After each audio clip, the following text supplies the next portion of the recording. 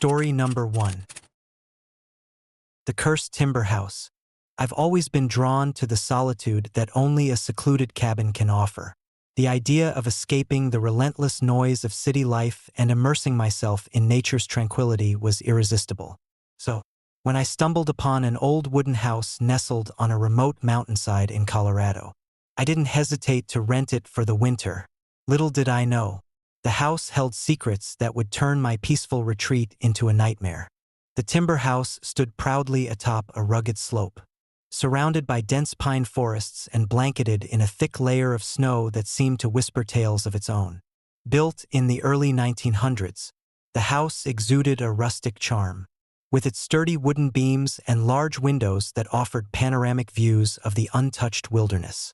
The locals in the nearby town of Pinecrest spoke of the house in hushed tones, sharing stories of tragedy and hauntings that had plagued the property for decades. Upon arrival, the biting cold of the Colorado winter enveloped me, the crisp air carrying the scent of pine and snow. The drive up the narrow, winding road was treacherous, the snowdrifts towering beside the path like silent sentinels. As I approached the house, I couldn't shake the feeling that I was stepping into another world, one where time seemed to stand still, and the echoes of the past lingered in every corner. Inside, the house was a testament to a bygone era.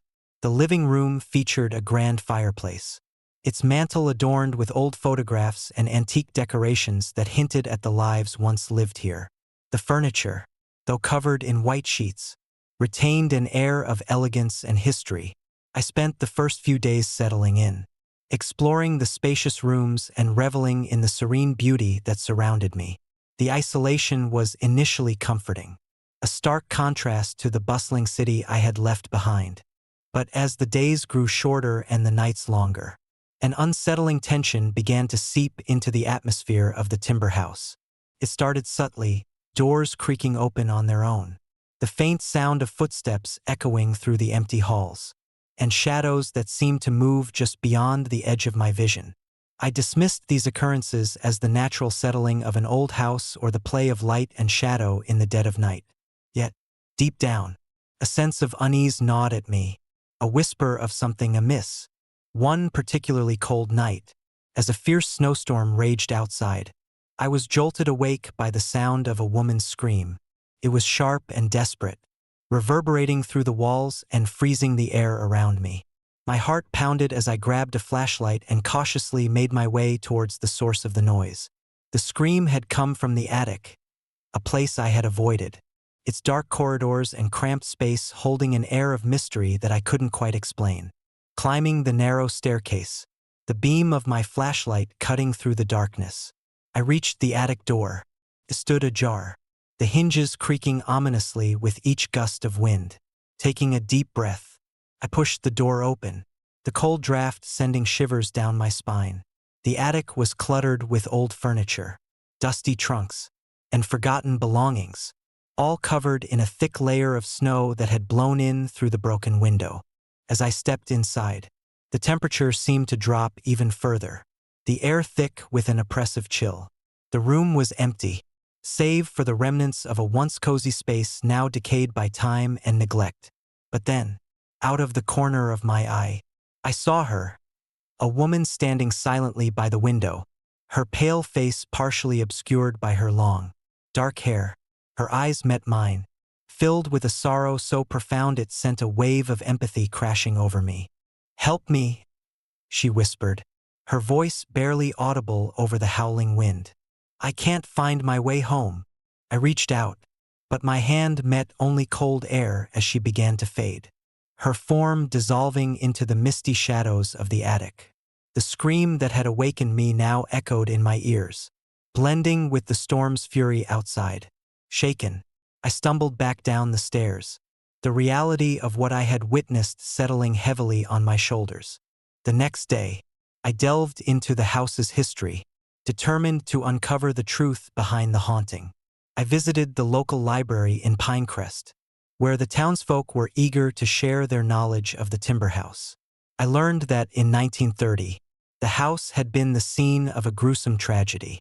The original owners, a husband, wife, and their 2 children, had been brutally murdered by a mysterious stranger during a severe winter storm.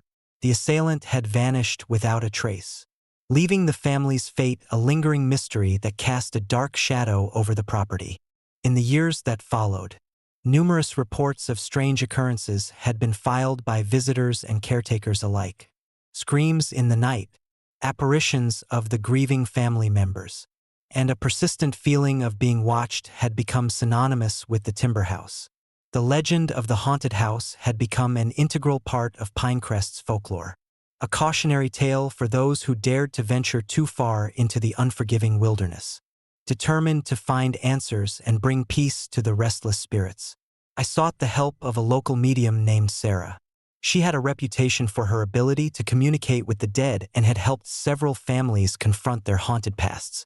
We arranged to meet at the Timber House on a stormy night, the perfect setting for her to connect with the spirits that lingered within.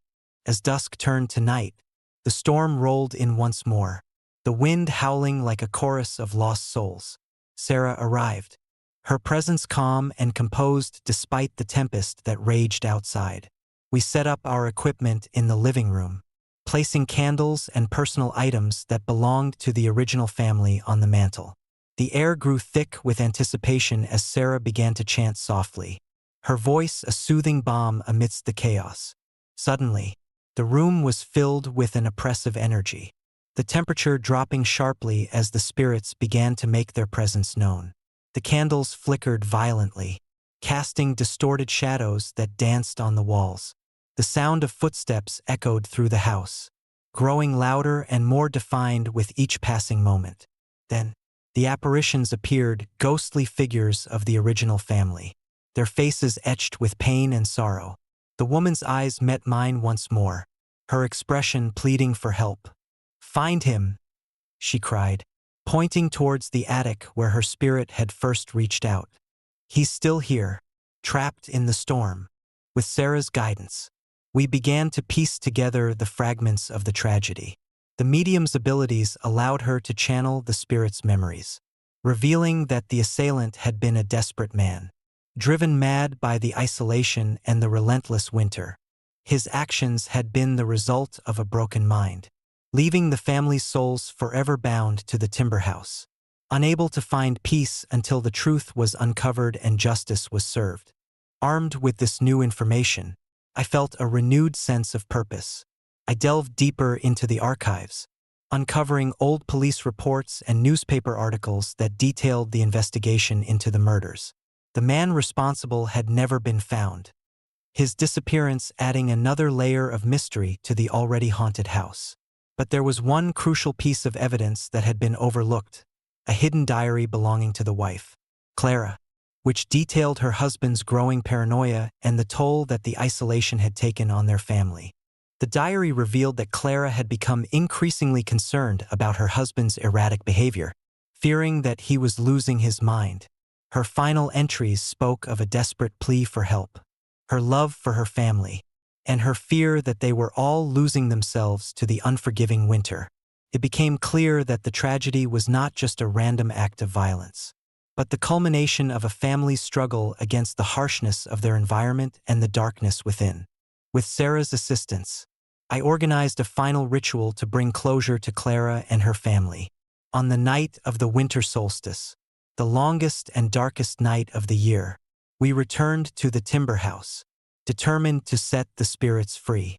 The storm was at its peak, the wind howling with a ferocity that seemed almost alive. We lit candles and recited prayers from Clara's diary, our voices steady despite the fear that gripped us. As we chanted, the spirits began to appear once more, their forms more defined and their sorrow palpable. Clara stood at the center of the room, her eyes filled with a mix of gratitude and lingering pain. "Thank you," she whispered, her voice carrying the weight of years of anguish. "Now we can finally rest." A brilliant light filled the room, the oppressive energy lifting as the spirits began to fade, their forms dissolving into the air like morning mist. The storm outside began to subside, the winds dying down and the snow settling peacefully. The Timber House felt lighter, the heavy atmosphere replaced by a serene calm that settled over the cabin like a comforting blanket. In the days that followed, the haunting ceased, leaving behind only the memory of the spirits who had been set free. The timber house, once a place of fear and tragedy, now stood as a symbol of redemption and peace. The locals of Pinecrest welcomed me with open arms, grateful that the legend had been put to rest and the restless souls could finally find their way home. But even now, years later, the memory of the timber house remains vivid in my mind. On quiet winter nights, when the wind whispers through the pine trees and the snow blankets the world in silence, I sometimes catch a glimpse of a ghostly figure standing by a window, her eyes filled with gratitude and peace.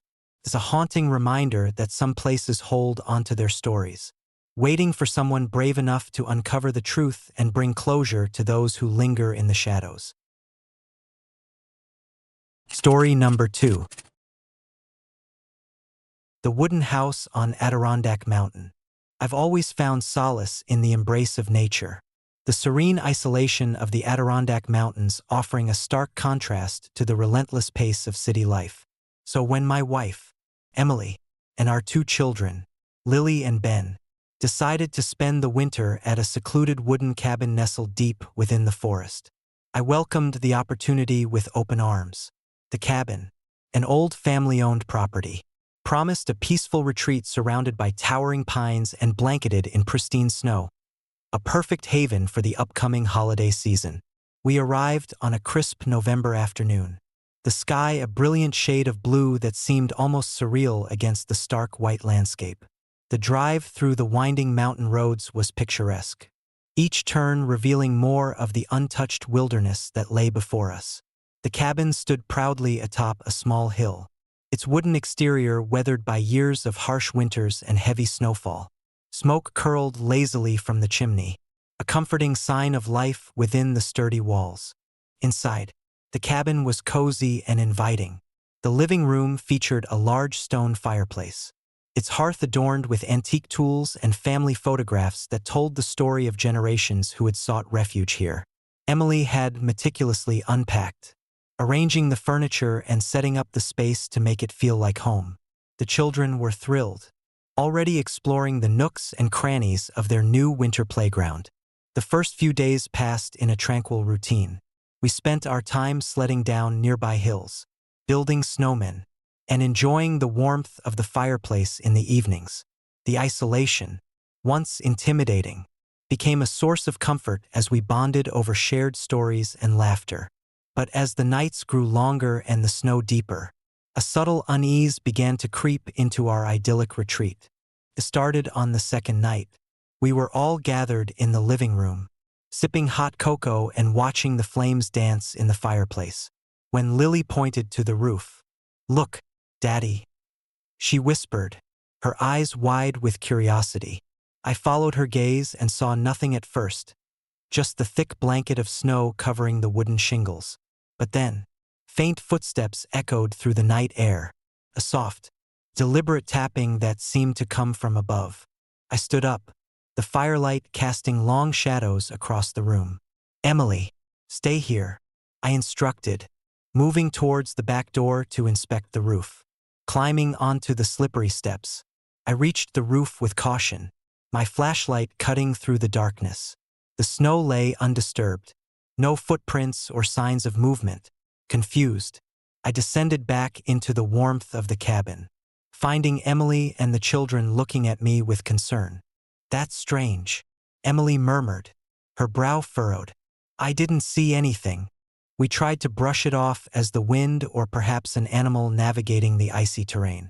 Yet, the sense of being watched lingered, an unspoken tension that settled over our nightly routines. As the nights wore on, the occurrences became more frequent and unsettling. 3 nights in, the tapping returned, louder and more insistent. This time, when I climbed onto the roof, I noticed a series of small, dark smudges that seemed to appear and disappear with the shadows. My heart raced as I realized they resembled footprints, too large and too perfectly formed to belong to any known animal. Determined to uncover the truth, I called Emily to join me on the roof, hoping to reassure her and the children. Together, we scanned the snowy expanse, the wind howling around us like a chorus of unseen voices. There, beneath a tree at the edge of the property, we saw it, a faint, ghostly figure clad in old-fashioned winter gear, his back turned as it trudged through the snow.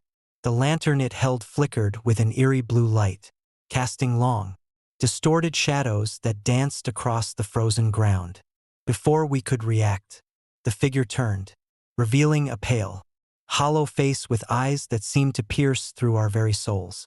Emily gasped, clutching Lily's hand tightly, while Ben stood frozen, staring in silent terror. The figure lifted its lantern higher, the light reflecting in its empty eyes before it vanished into the night, leaving only the lingering chill and the sound of our pounding hearts. The next morning, I delved into the cabin's history, hoping to find answers that would explain the supernatural presence haunting our winter retreat. I discovered that decades ago, the cabin had been the site of a tragic accident. A severe snowstorm had trapped a family inside, their attempts to escape the freezing temperatures ending in disaster. Only one member, a young woman named Clara, had survived the ordeal, her spirit said to linger, eternally searching for her lost loved ones amidst the unforgiving snow. That night, as the storm raged outside, we heard the knocking. It started softly, a gentle tapping at the front door, growing louder and more frantic with each passing minute. I approached cautiously, flashlight in hand, but found no one outside. The door remained firmly shut, the snow outside undisturbed. Emily hugged Lily and Ben close, whispering reassurances that did little to quell the rising fear within us. But the knocking continued, evolving into desperate pounding that echoed through the cabin's wooden walls. The air grew colder, each breath a visible struggle as the temperature plummeted to an unnatural chill. Shadows danced menacingly across the room, cast by the flickering fireplace, taking on shapes that seemed almost human in their malice. Desperate for answers and fearing for our safety, Emily suggested we seek help from the local community. The nearest town, Frostbite Junction, was miles away, and we were cut off by the storm. Yet, hope remained as we reached out to a few neighbors who lived on the outskirts of the forest, hoping someone might have knowledge of the cabin's haunted past. One elderly neighbor, Mr. Thompson, agreed to meet us at the cabin the following day. He was a stoic man, hardened by years of harsh winters and rugged living, but his eyes held a depth of sorrow when he spoke of the cabin. "Clara," he began, his voice heavy with emotion. "She was a kind soul, lost to the storm like so many others. It said her spirit can't rest, forever seeking her family amidst the endless snow." Mr. Thompson shared stories of other sightings, families vanishing without a trace, their cabins left abandoned in the wake of the storm's fury. The legend of the ghostly wanderer, as Clara was now known, had become a cautionary tale for those who dared to venture too far into the wilderness during the dead of winter. Armed with this knowledge, we decided to perform a ritual of peace, hoping to help Clara find the closure she desperately sought. That night, as the storm reached its zenith, we gathered in the living room, lighting candles and placing offerings of food and warmth near the front door, tokens of our goodwill and a plea for peace. We began to chant softly, invoking the spirits of those who had been lost to the unforgiving winter. The air grew thick with anticipation, the temperature dropping further as if the very essence of the cabin was responding to our call. Suddenly, the room was filled with an oppressive energy, the shadows lengthening and twisting as if alive. Clara's apparition materialized before us, her presence both haunting and sorrowful. Her eyes glowed with an ethereal light, and tears streamed down her translucent face as she reached out towards us. "Thank you," she whispered, her voice a blend of gratitude and lingering pain. "Now I can finally rest."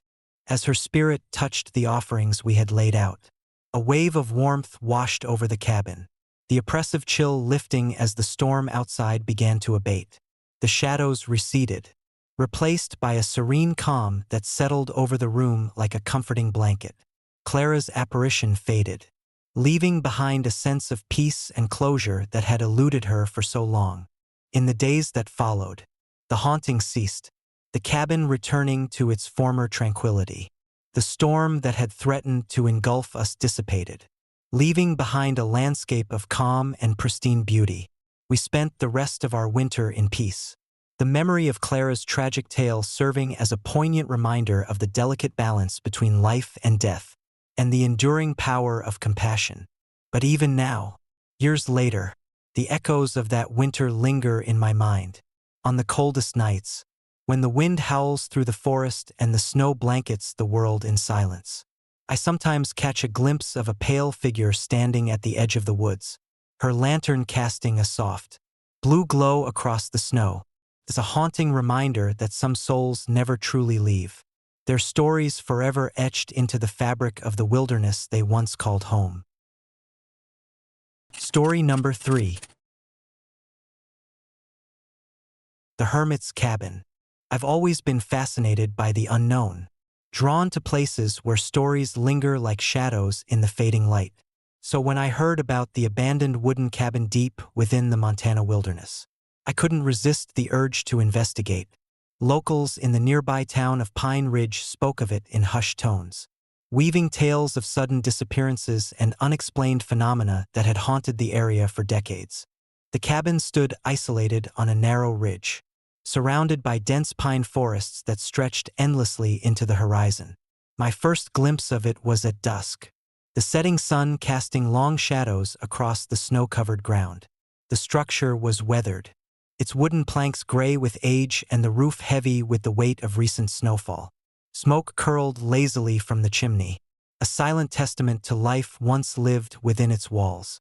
I arrived on a crisp November morning, the air biting with the promise of an early winter storm.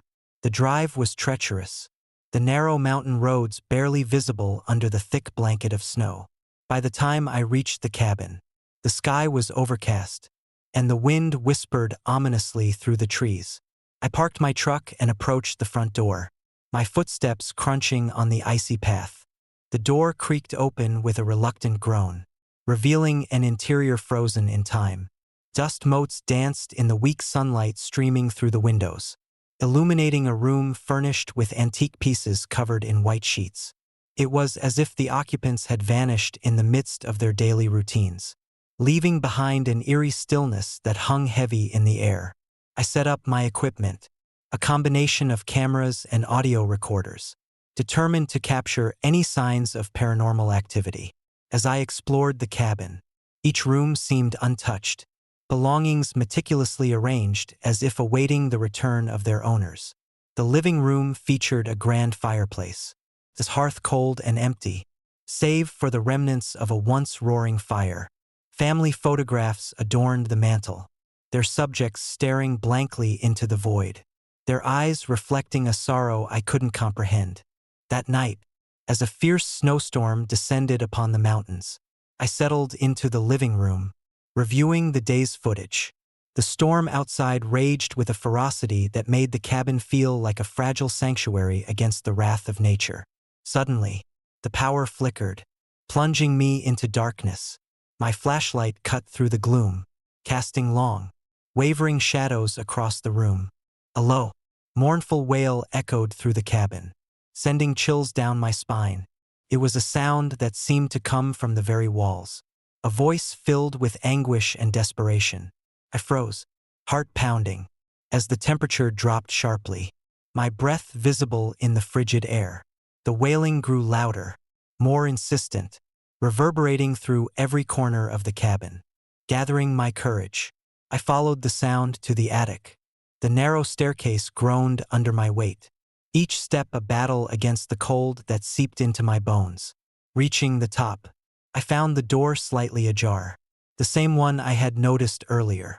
Pushing it open, I was met with a scene that defied explanation. The attic was cluttered with old furniture and forgotten relics, but in the center stood a solitary figure, a woman in a flowing white dress, her face pale and eyes hollow with sorrow. She stared at me with an intensity that pierced my very soul, her presence both ethereal and terrifying. Without warning, she began to move towards me, her footsteps silent against the wooden floor. "Help me," she whispered, her voice a haunting melody that echoed in the confined space. "I can't find my way home." I reached out, but my hand met only cold air as she faded into the shadows, leaving behind an overwhelming sense of loss and despair. The attic door slammed shut, the sound reverberating through the cabin, plunging me back into darkness. My mind raced, trying to make sense of what I had just witnessed, but rational explanations failed to offer any solace. The next morning, I contacted the local sheriff, a grizzled man named Hank who had heard the legends of the cabin. He arrived with me, skepticism etched into his weathered face, but his demeanor softened as we reviewed the footage. The wail, the apparition, it was undeniable. He sighed heavily, sharing what little he knew about the cabin's tragic past. In 1930, the Miller family had been brutally murdered by a stranger who had appeared one winter night. Driven mad by isolation and desperation, the assailant vanished without a trace, and the cabin was left abandoned, a somber reminder of the horrors that had transpired within its walls. Since then, sightings of the ghostly matriarch Clara Miller had been reported, her spirit forever searching for her lost family amidst the unforgiving snow. Determined to uncover the truth and bring peace to Clara's restless soul, I delved deeper into the cabin's history. I found old newspaper clippings and police reports detailing the gruesome crime, piecing together the fragmented story of a family torn apart by tragedy. The more I learned, the more I felt a connection to the spectral woman who had reached out to me in the dead of night. That night, as another storm brewed on the horizon, I decided to perform a ritual of remembrance, hoping to honor the Miller family and help Clara find her way to peace. I gathered candles, personal items from the family's past, and began to chant the words of an ancient Algonquian prayer. My voice steady despite the fear that gripped me. The cabin responded immediately, the air thick with energy as the spirits began to manifest. Clara appeared once more, her expression now tinged with hope rather than sorrow. The other family members joined her, their forms gradually becoming clearer as the ritual progressed. They stood around the fireplace, the place where their lives had been brutally ended, their eyes meeting mine with gratitude. "Thank you," Clara whispered, her voice filled with relief. "Now we can finally rest."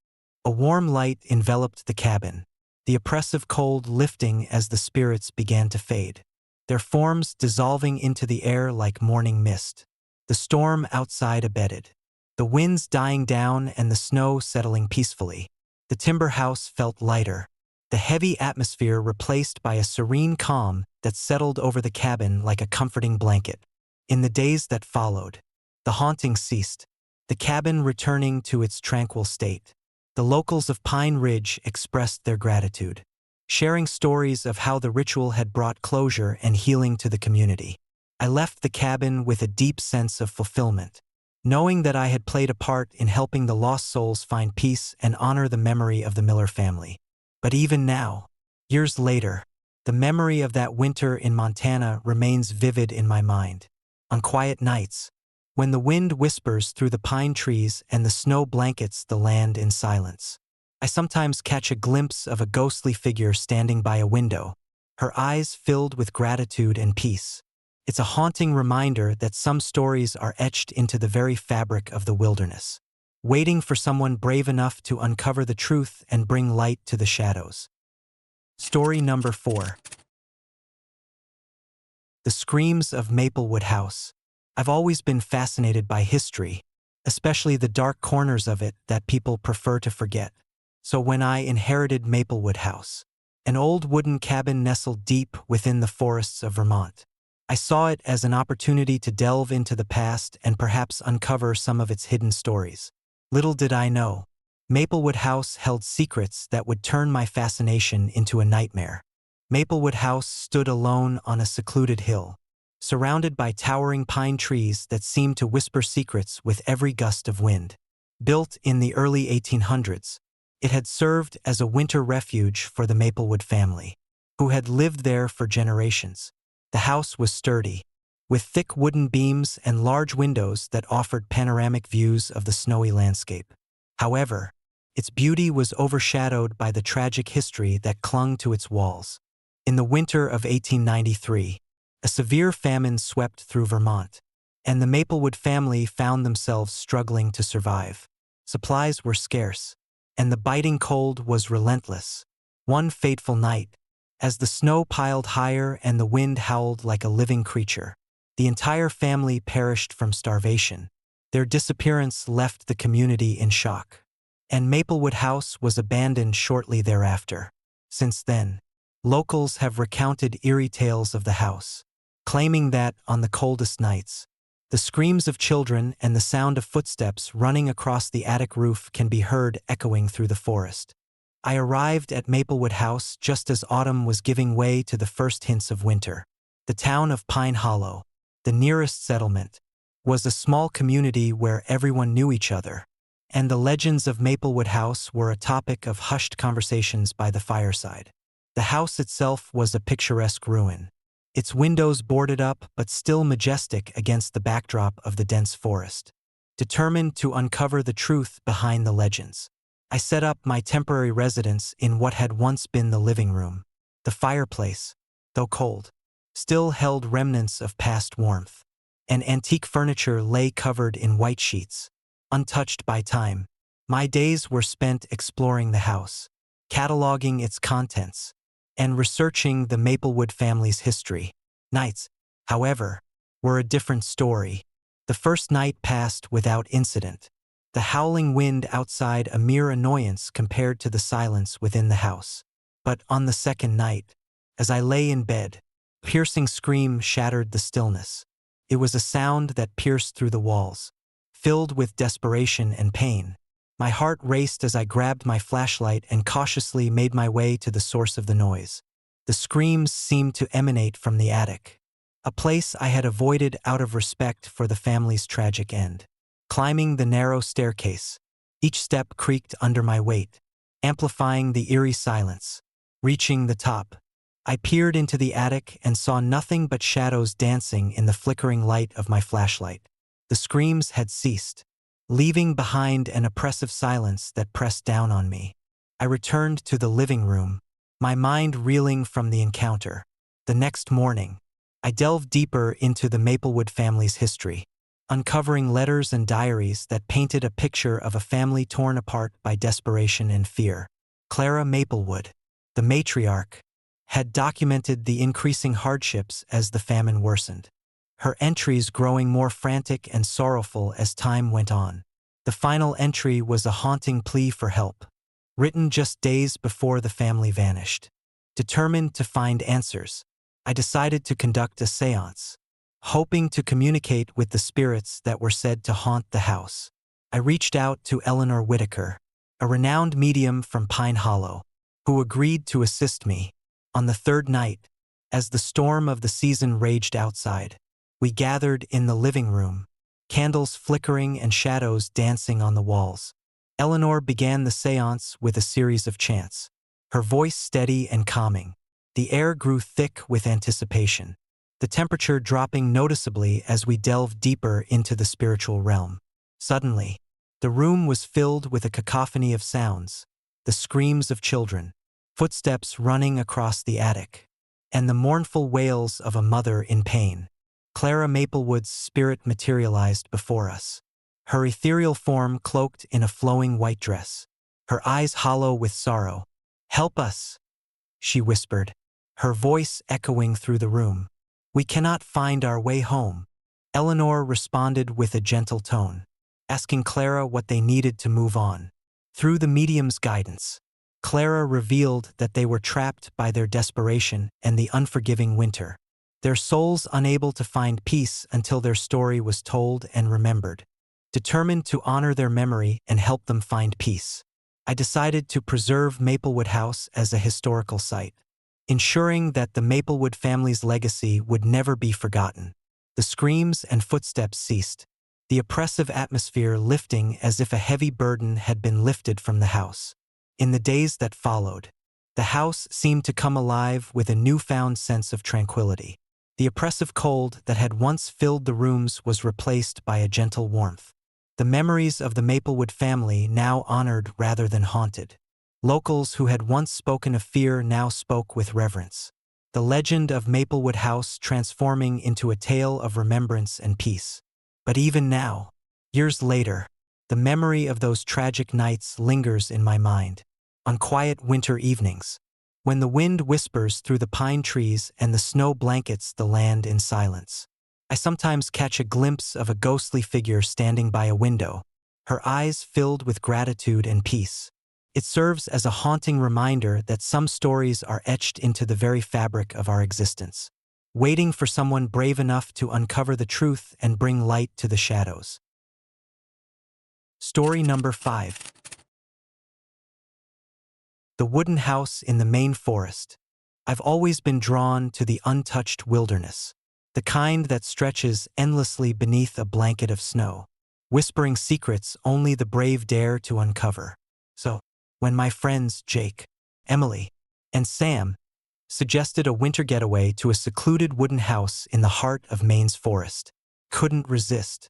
It promised the perfect escape from the chaos of city life. Days spent skiing down pristine slopes and nights wrapped in the cozy warmth of a rustic cabin.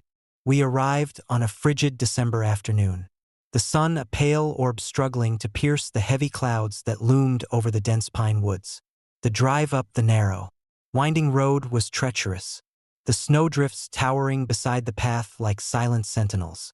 The cabin stood solitary on a small hill, its wooden exterior weathered by countless winters and the relentless snowstorms that swept through the region each year. Smoke curled lazily from the chimney, a comforting sign of life within the sturdy walls. Inside, the cabin was a testament to a bygone era. The living room featured a large stone fireplace, its hearth adorned with antique tools and family photographs that told the story of generations who had sought refuge here.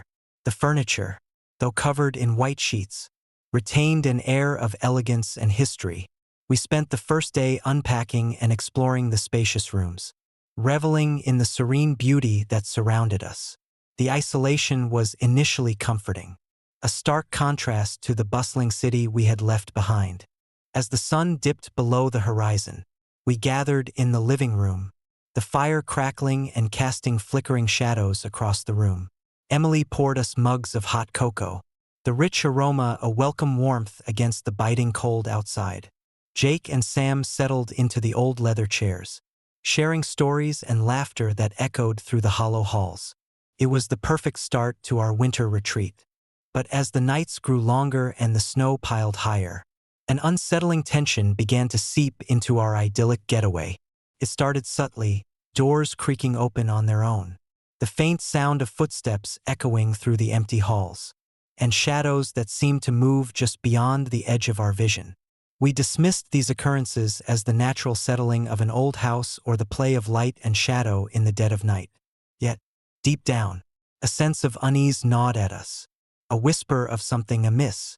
One particularly cold night, as a fierce snowstorm raged outside, we were all huddled in the living room, trying to stay warm and entertained by the tales of ghostly legends the locals had shared.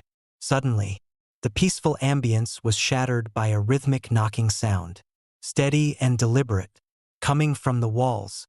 My heart pounded as I glanced around the room, trying to locate the source of the noise. "Did you guys hear that?" Sam asked, his voice wavering between skepticism and fear. "Probably just the wind," Jake replied, though his eyes betrayed his uncertainty. Emily nodded, but the knocking continued, growing louder and more insistent. It was as if someone or something was trying to communicate, tapping out a message in a language we couldn't understand. The sound reverberated through the wooden beams, each knock echoing ominously in the silent house. Determined to get to the bottom of it, I grabbed my flashlight and cautiously made my way through the dimly lit corridors, the sound of my footsteps muted by the thick carpet. The knocking led me to a bedroom on the second floor, the door slightly ajar. Taking a deep breath, I pushed it open, the hinges creaking in protest. The room was empty, the furniture covered in white sheets that billowed slightly as if moved by an unseen force. I shone my flashlight around, the beam sweeping over the bed, the dresser, and the closet. Nothing, just the oppressive silence that followed the rhythmic knocking. I closed the door, frustration and fear swirling within me. Back in the living room, the atmosphere was thick with tension. Maybe it's just the house settling, Jake suggested, though his voice lacked conviction. We decided to settle in for the night, hoping the knocking would cease. But as midnight approached, the sound returned, louder and more frantic than before. It was no longer a steady rhythm but a desperate pounding, echoing through the walls like the frantic heartbeat of a trapped soul. Emily clutched her blanket, eyes wide with fear. "This isn't normal," she whispered. Sam nodded, his bravado fading. "We need to figure out what's going on." Determined to protect our group, we agreed to investigate together. Armed with flashlights and a sense of unease, we made our way through the house, the pounding growing louder with each step. The sound led us to the attic, a place we had avoided since our first night in the cabin. The narrow staircase creaked under our weight, the air growing colder as we ascended. Reaching the top, we found the attic door closed, the pounding now a cacophony of desperate knocks. I pushed the door open, the hinges groaning loudly as we stepped into the cramped space. The attic was cluttered with old furniture, dusty trunks, and forgotten belongings, remnants of lives long gone. The pounding had ceased, replaced by an oppressive silence that pressed down on us. Suddenly, the flashlight beams flickered, casting distorted shadows that danced menacingly across the walls. A chill ran down my spine as I felt a presence behind me. Turning slowly, I saw her, a woman in a flowing white dress, her face pale and eyes hollow with sorrow. She stood silently, staring at us with a mix of longing and despair. "Help us," she whispered, her voice a haunting melody that echoed through the attic. "We can't find our way home." Before we could react, she began to fade, her form dissolving into the shadows like mist. The oppressive silence returned, leaving us standing in stunned silence, the weight of her plea hanging heavy in the air. The next morning, we decided to delve deeper into the cabin's history, hoping to uncover the truth behind the haunting. We visited the local library in Pine Ridge, where the townsfolk were eager to share their knowledge of Maplewood House, the name the locals had given to our rental cabin. An elderly librarian named Margaret listened intently as we recounted our experiences. "Maplewood House," she began, her voice tinged with sadness, "was built in the early 1800s by the Maplewood family. They were a hard-working, close-knit family who loved this land. But in the winter of 1893, tragedy struck. A severe famine swept through Vermont, and the family struggled to survive. Supplies were scarce, and the cold was merciless. One night, a stranger appeared at their doorstep, begging for help. Desperate and frightened, the family tried to protect themselves. But the stranger was violent, killing them all. He vanished without a trace, and the house was abandoned shortly after." Margaret paused, her eyes distant.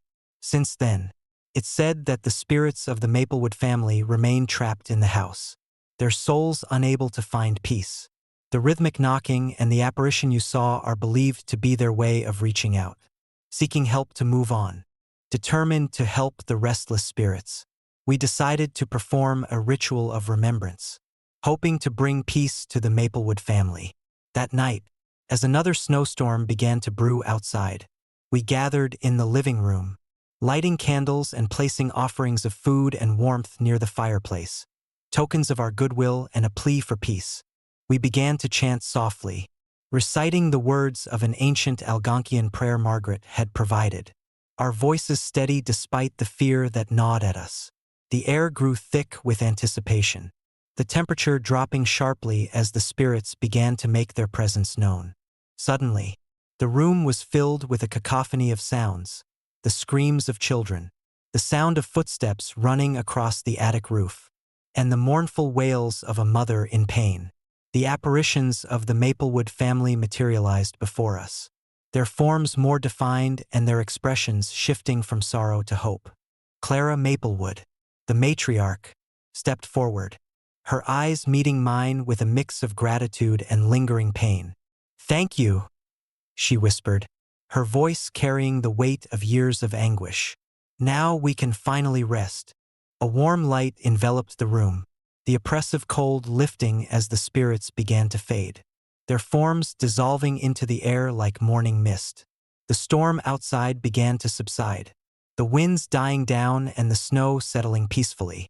Maplewood House felt lighter, the heavy atmosphere replaced by a serene calm that settled over the cabin like a comforting blanket. In the days that followed, the haunting ceased, the cabin returning to its tranquil state.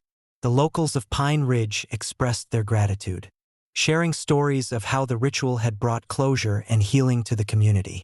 We left Maplewood House with a deep sense of fulfillment, knowing that we had played a part in helping the lost souls find peace and honor the memory of the Maplewood family. But even now, years later, the memory of those tragic nights lingers in my mind.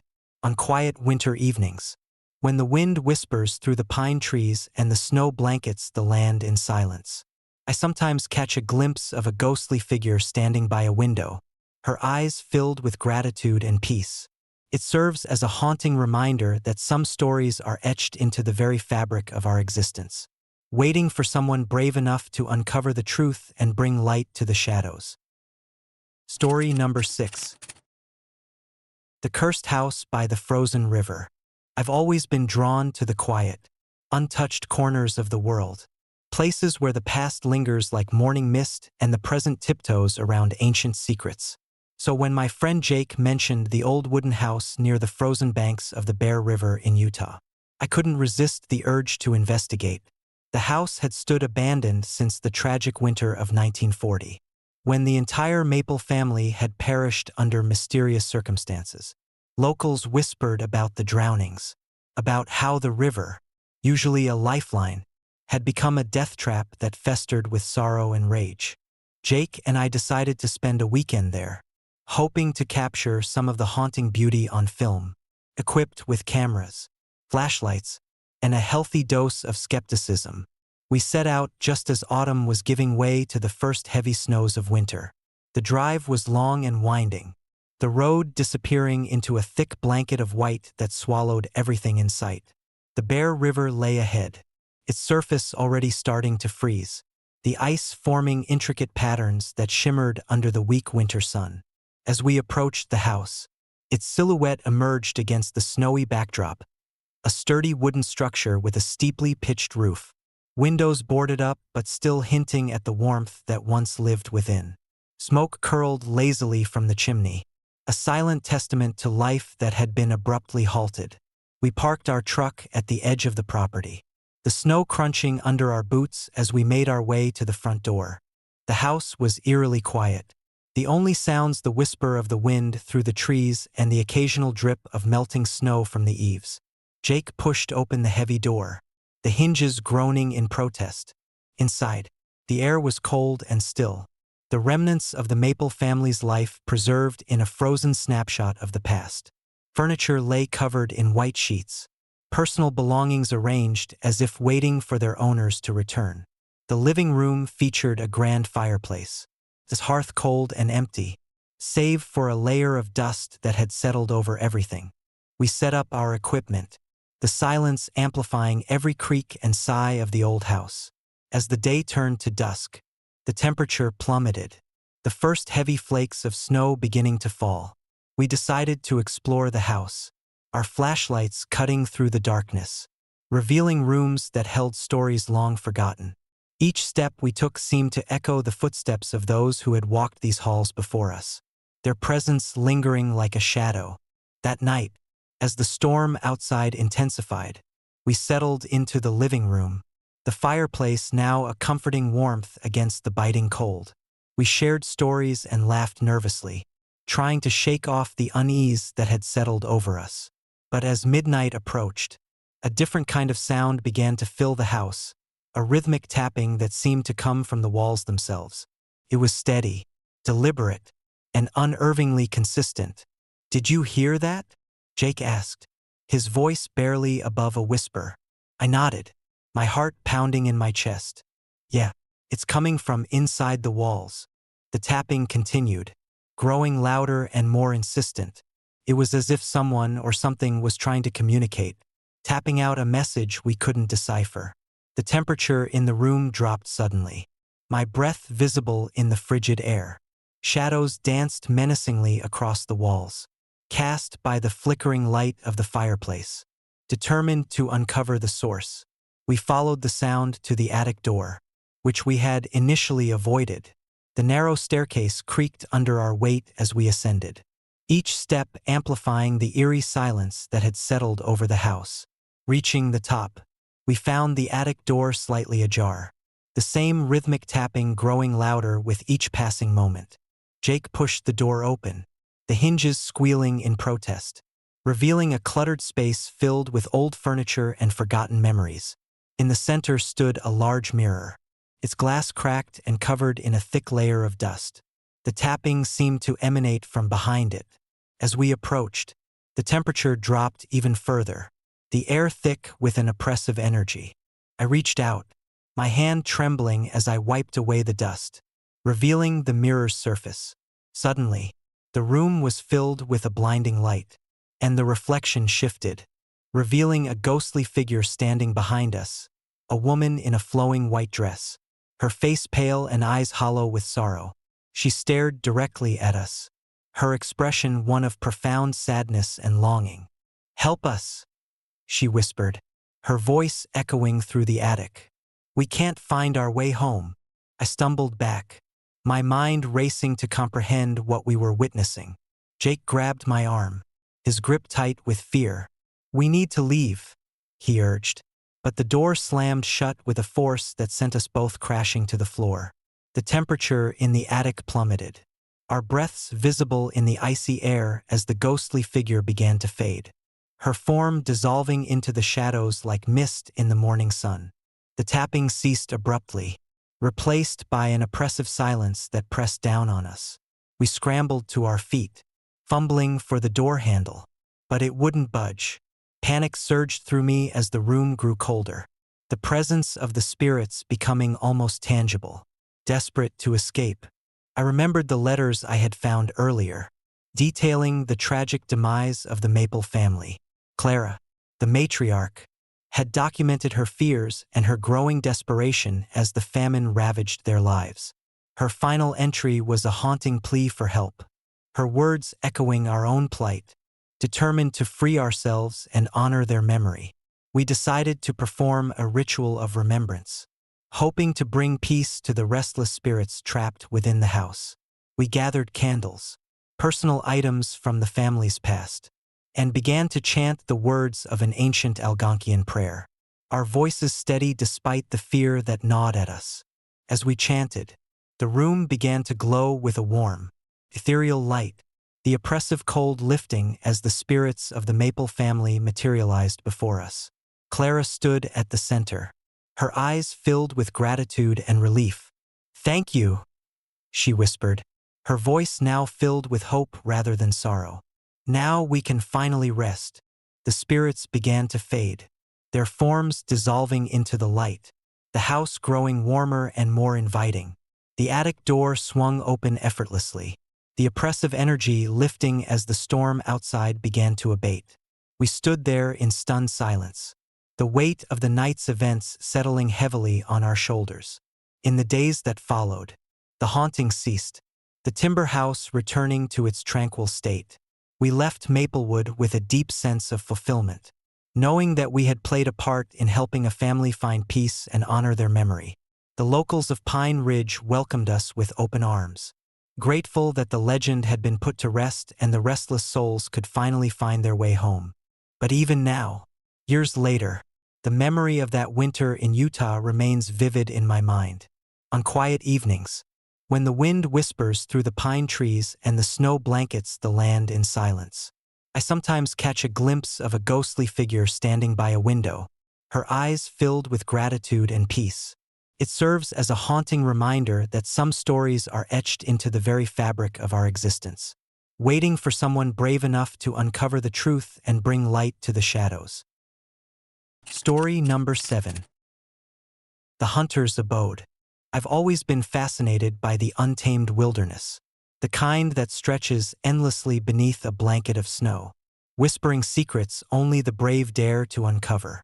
So, when my friends Jake, Emily, and Sam suggested a winter getaway to a secluded wooden house deep within the forests of Wyoming, couldn't resist. It promised the perfect escape from the chaos of city life. Days spent skiing down pristine slopes and nights wrapped in the cozy warmth of a rustic cabin.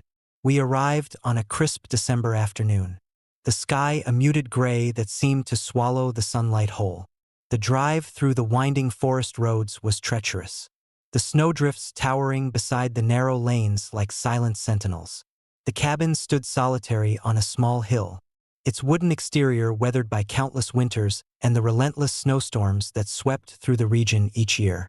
Smoke curled lazily from the chimney, a silent testament to life once lived within its sturdy walls. The Hunter's Abode, as the locals called it, had been abandoned for decades, built in the early 1900s by Elias Turner, a renowned hunter who had disappeared without a trace during one of his expeditions. The house had since become a subject of eerie legends, according to the tales spun by the nearby town of Pine Ridge. Those who ventured near during the harshest winters reported seeing lights flickering through the windows and hearing the haunting sounds of dogs barking in the dead of night. Yet, when approached, the house remained dark and unnervingly cold, as if it held its secrets tightly within its walls. Determined to uncover the truth behind these ghostly accounts, we settled into the cabin with a mix of excitement and apprehension. The interior was spacious, with high ceilings and a grand fireplace that dominated the main living area. Antique furniture lay covered in white sheets, preserving the past in a state of suspended animation. We spent the first day unpacking and exploring, the isolation of the cabin gradually melting away our initial unease. As night fell, the true nature of the hunter's abode began to reveal itself. The wind howled outside, battering the windows with relentless fury, while the snow piled higher, isolating us further from the rest of the world. We huddled around the fireplace, sharing stories and laughter to fend off the creeping sense of dread that hovered in the air. It was on the second night that the first signs of something amiss emerged. A soft, rhythmic tapping echoed through the walls, too deliberate to be mere wind or shifting snow. My heart pounded as I glanced around the room, trying to locate the source of the noise. Jake dismissed it as the house settling, but the persistent tapping continued, growing louder and more insistent with each passing minute. "Did you guys hear that?" Sam asked, his voice wavering between skepticism and fear.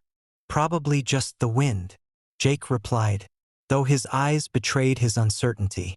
Emily nodded, but the tapping persisted, a constant reminder that we were not alone. Determined to get to the bottom of it, I grabbed my flashlight and cautiously made my way through the dimly lit corridors, the sound guiding me like a beacon through the darkness. The house seemed to stretch endlessly, each room mirroring the last in its antiquated charm and eerie stillness. As I approached the master bedroom, the tapping ceased abruptly, replaced by an oppressive silence that pressed down on me. I pushed open the heavy door, the hinges creaking in protest, revealing an empty room bathed in the soft glow of moonlight filtering through the window. Yet, the air felt inexplicably colder, a chill that seeped into my bones despite the warmth emanating from the fireplace downstairs. Turning to leave, I caught sight of a shadowy figure standing at the foot of the stairs, a woman in a flowing white dress, her face pale and eyes hollow with sorrow. My breath caught in my throat as she stared at me, her presence both haunting and heart-wrenching. Before I could react, she vanished into thin air, leaving behind a lingering sense of despair that settled over the room like a heavy fog. I stumbled back into the hallway, my mind racing to comprehend what I had just witnessed. The next morning, determined to make sense of the night's events, I delved into the cabin's history, scouring old newspapers and town records. I discovered that Elias Turner had been a solitary figure, known for his exceptional hunting skills and his deep connection to the wilderness. His disappearance had sparked numerous theories, from getting lost in a blizzard to encountering something far more sinister within the forest. As the days passed, the phenomena intensified. Lights continued to flicker through the windows, and the unmistakable sounds of dogs barking echoed through the night, only to vanish when we approached the house. The atmosphere within the cabin grew increasingly oppressive, the weight of unseen eyes watching our every move. Nights became restless, filled with vivid dreams of chasing shadows and hearing whispers carried on the wind. One particularly frigid night, as a fierce snowstorm raged outside, the house seemed to come alive with restless energy. The rhythmic tapping returned, louder and more frantic than ever, accompanied by the eerie sounds of distant howls and the mournful cries of unseen creatures. I decided it was time to confront whatever was haunting the hunter's abode. Armed with nothing but my flashlight and a sense of determination, I ventured into the attic, the source of the persistent tapping.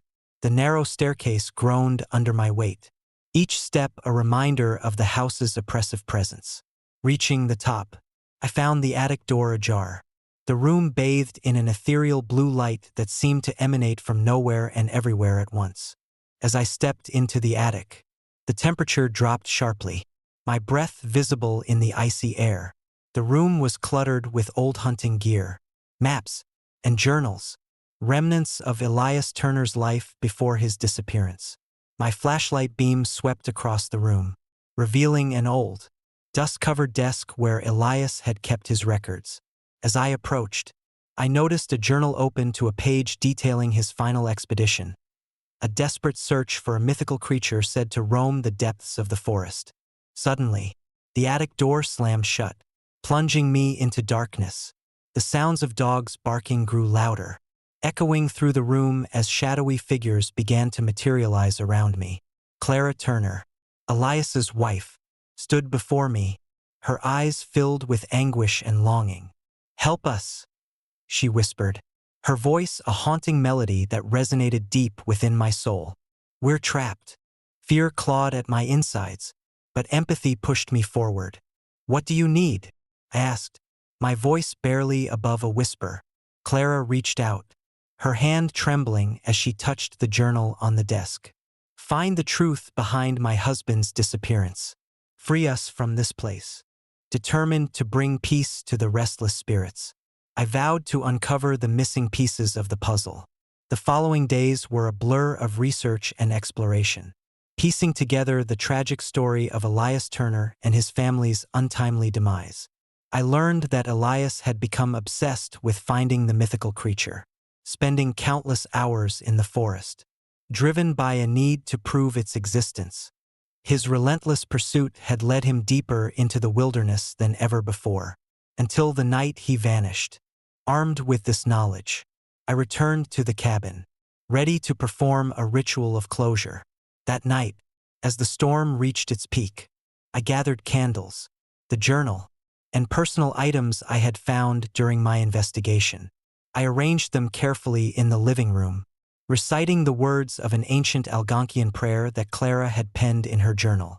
As I chanted, the room began to glow with a soft, golden light, the oppressive cold lifting as the spirits of the Maplewood family materialized before me. Clara stood at the center, her eyes now filled with hope rather than sorrow. "Thank you," she whispered, her voice carrying the weight of years of anguish. "Now we can finally rest." The spirits began to fade, their forms dissolving into the light, the house growing warmer and more inviting. The rhythmic tapping ceased, replaced by a serene silence that settled over the cabin like a comforting blanket. The storm outside began to abate, the winds dying down and the snow settling peacefully. In the days that followed, the haunting ceased, the hunter's abode returning to its tranquil state. We left Maplewood with a deep sense of fulfillment, knowing that we had played a part in helping a family find peace and honor their memory. The locals of Pine Ridge welcomed us with open arms, grateful that the legend had been put to rest and the restless souls could finally find their way home. But even now, years later, the memory of those tragic nights lingers in my mind. On quiet winter evenings, when the wind whispers through the pine trees and the snow blankets the land in silence, I sometimes catch a glimpse of a ghostly figure standing by a window, her eyes filled with gratitude and peace. It serves as a haunting reminder that some stories are etched into the very fabric of our existence, waiting for someone brave enough to uncover the truth and bring light to the shadows.